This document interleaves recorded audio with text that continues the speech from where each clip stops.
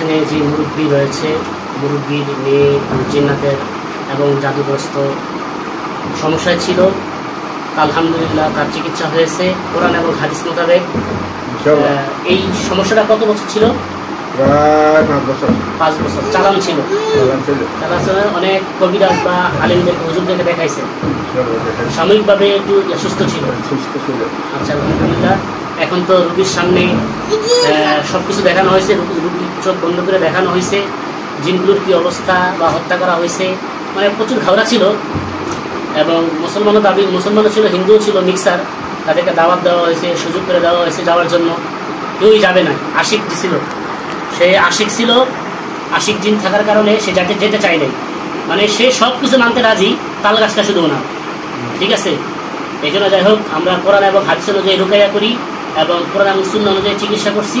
আলহামদুলিল্লাহ, রুগী কি এখন সুস্থ?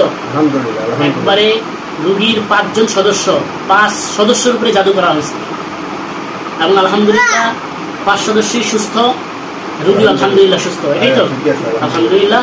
এই জন্য আপনারা কোথাও গেলে সেই জায়গার বিষয়ে তথ্য যাই না শুনে বুঝা যাবেন, কোরআন সুন্নাহর বাইরে কারো কাছে যাবেন না ইনশাআল্লাহ। ঠিক আছে।